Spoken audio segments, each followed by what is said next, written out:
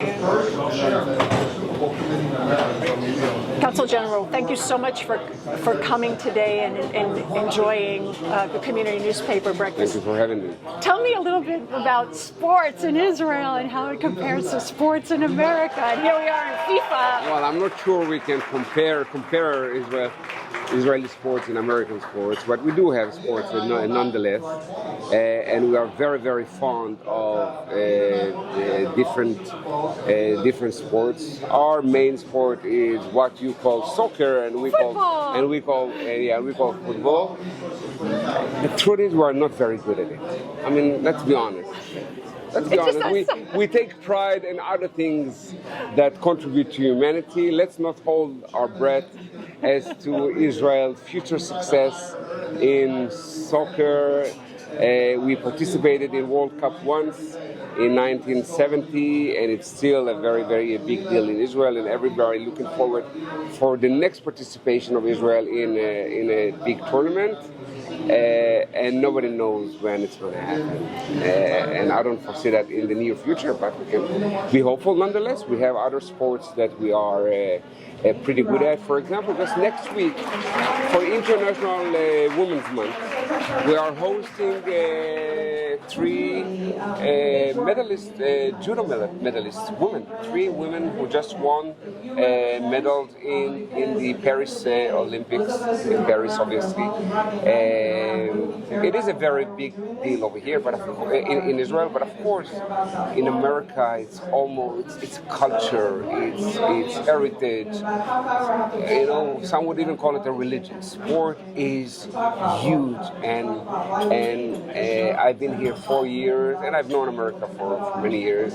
I'm at awe of the importance and the contribution that sports has to the everyday life, to the culture, to the history. And I think it brings people together, which it does. So it's amazing. It's amazing the way, you know, I was the head of diplomatic academy in Israel. And, you know, when I teach classes of cadets and of ambassadors, I talk about basic rules of diplomacy, etc., etc., etc. And 3 months training. And we keep saying something that is valid, especially to those who go and serve in America. Talking about sport is the best icebreaker possible. You can, when you mention your counterpart's favorite team or a moment in sports history, I mean, you got him. You got him. You build trust. You build friendship, and the best business deal, the best diplomatic deals, agreement, the best thing happen in the seats of the Marlins Stadium, or the Lone Depot Stadium, or the Hard Rock Stadium, or the Chase Stadium. These are the Heat Arena, KC Arena. These are where the friendships are being built, and you can really reach agreement and build really long-term relationships. And as a Consul General from Israel, you've been here for 4 years, you said? 4 years, yeah. Wow.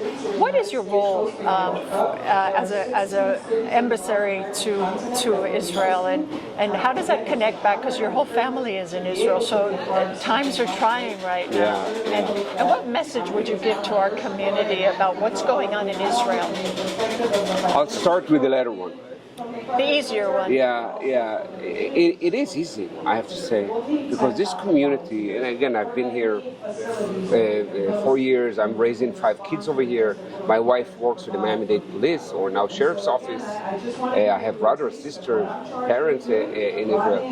This community, and I'm not talking only about the Jewish community, I'm talking about the community at large, has been nothing but incredible since day one, and especially after October 7th. There is no such thing, I would even say in the world, not only in the United States, in the world, a community, a state in general, but of course, certainly the community in southern Florida that has been so welcoming, so supportive, so endorsing, so committed to the Jewish community, to the state of Israel. This is probably the only place in the world outside of Israel where a Jew, where both you and me can wear the hostage pin and the flag of Israel. I ran last year the Miami Marathon with the flag of Israel, covered with the flag of Israel, with the pictures of the hostages on my running jersey, and everywhere I got, and during the run I just get shouts of support and pats on the back, and I'm so grateful for this community, and we are bonded in a historic connection and relationship. And now I'll answer your first question. When I come here, as I prepare to promote, of course, the interests of the state of Israel for many, on a political level, and in business, economic level, and academic, and media, and culture, and so on, and so forth. And you always have to remember that while promoting this interest, it is done in the best way, and probably the only way, only through strengthening the ties and promoting the interest and the relationship with the host place. I've served in Nairobi, I've served in Brussels, Belgium. It always is the case.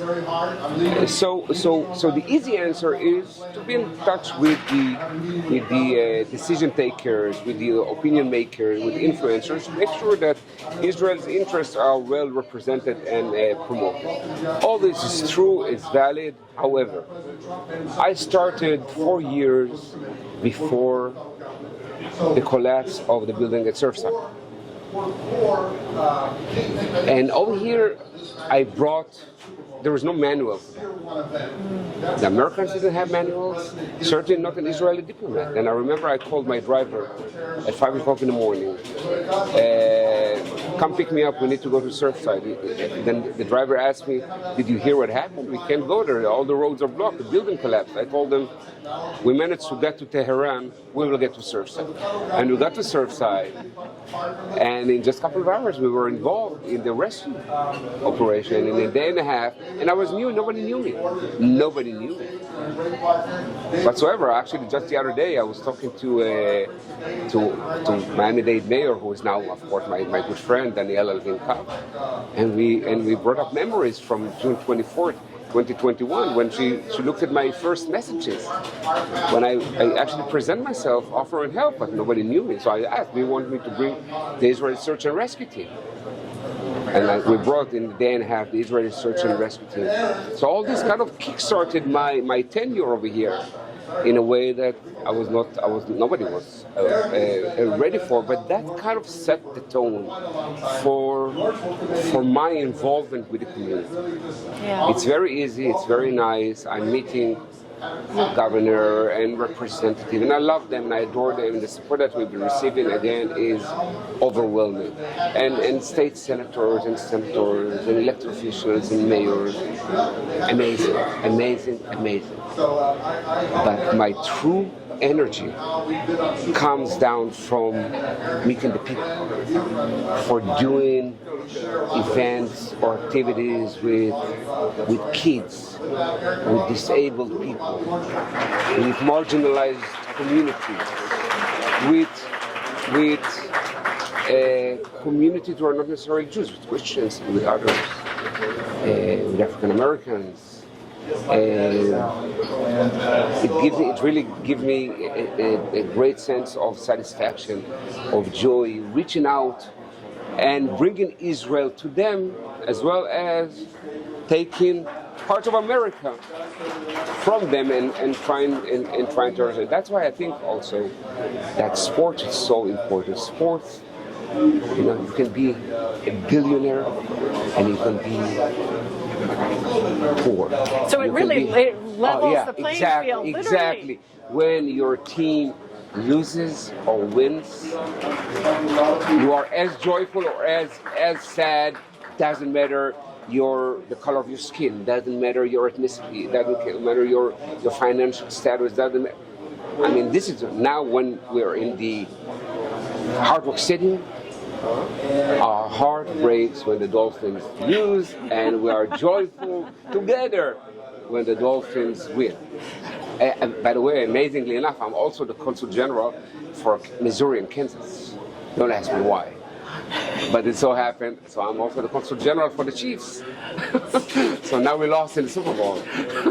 So that, again, what is message that you can give to our audience, the community, about what's going on in Israel and how we can get involved, what anti-Semitism looks like, what hatred looks like, and here we are on the precipice of now another ceasefire round, ending, and you have family there, I have family there, and the vulnerability that we feel as humans, as relatives in this situation. October 7th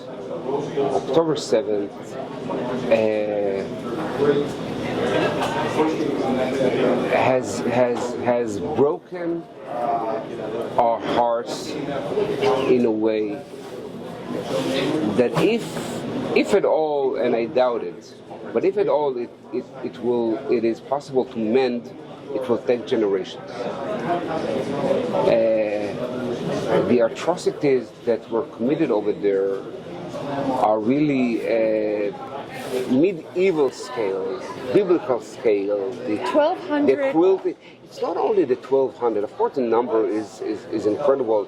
It is equal, I think, 50,000 Americans in one day. Absolutely. 50,000. Absolutely. Of course, the numbers. But it's barbaric. The numbers are staggering. And then we had 800 soldiers who died in the war after that. Yes, absolutely. But there's a bigger message. The cruelty, yes.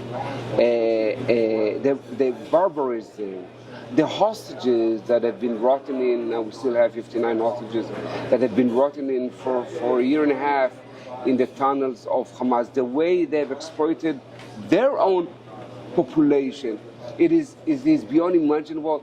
Almost unprecedented, certainly in modern history, and that has kind of did almost a reset to the conflict. Because if until then, until October 7th, when you're talking about the conflict, all kind of I have my own views, of course, and we have our national views, but any discussion was in the framework of occupation, political discourse, self-determination. Now it is clear to everybody that it is us against them. It is pure evil against those who try to reject and to oppose evil. And you are either with us or you are either without us. And the U.S. at large has, like it's been in for centuries or for decades, was on the right side of history. Has been our true friend, and I'm even saying, and maybe I'm not sure I'm exaggerating, but this is my own opinion. We've been saying been using this catchphrase that the U.S. is our strongest and most important ally. Now I'm saying, past October 7, I'm saying that Israel and that the U.S. is our only ally.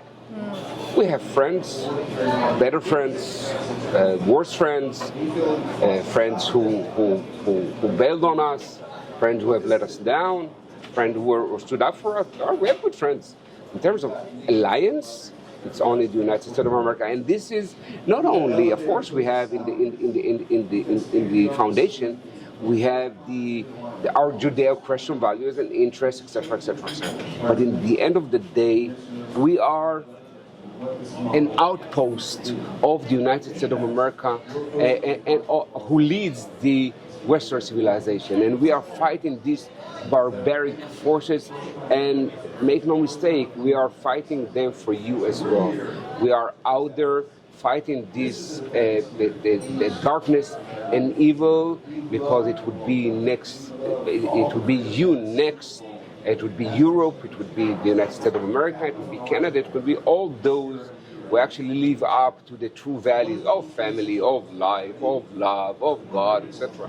And not of violence and hate and misery. We sanctify life and while they cherish death. It is very, very sad, and again, it relates to this: either you're with us or without against us. But it was and still is very sad to see the rise of anti-Semitism. Absolutely. It is. I think a watershed moment, also in American history. I believe so. Also in American history, and without getting into politics, I'm very careful. We are very, very grateful to President Biden, to the administration, and they've been very, very supportive. I see now a more determined action against anti-Semitism, certainly on college campuses. That's supposed to be, the bedrock of innovation Society. and society. Exactly. Absolutely. That's where you start. Our progress and our development and our humanity. That's where it emerges from. And now it is a place where lies and misinformation and propaganda and incitement and anti-Semitism and double standards and misinformation is being spread.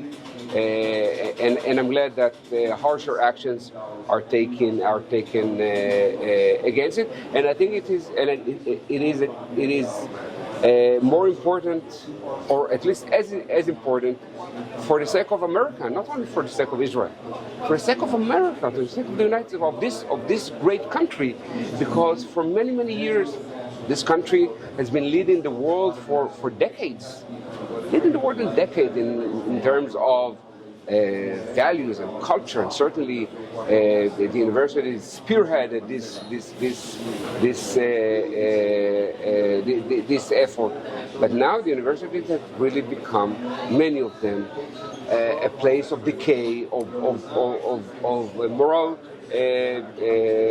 blindness, and we need to pause, or rather do a really deep introspect. That's how you say that? Introspect. Yeah.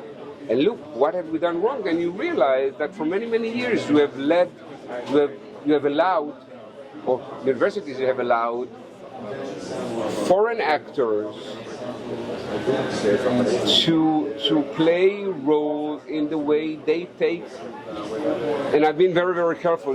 I'm picking my words. I see. Take their decision and lead their institution. Absolutely. And if a university's endowment is owned by forces who do not align values-wise with this university, and then it sets a direction for this university, or for this organization. Can be, it doesn't necessarily be a university. It can be the United Nations. Right. Can be UN Women.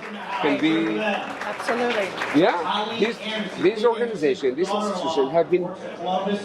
I don't want to word. I've been kidnapped, or I don't want to word used hostage, because it's very emotional for us now. Very sensitive. It's very sensitive. Yeah, but they have lost complete moral clarity, Yes. and are applying double standards on Israel, and in the end of the day, they just couldn't care less about what's going on in Israel and about our rights, because they are controlled by and it is a challenge. Consul General, thank you so much. I'm Israel Moar. I'm Israel Moar. And thank you for this time together. Continue all the great work that you're doing for our community. Right. And in Missouri. And in Missouri, Kansas and Puerto Rico, yeah. Thank you.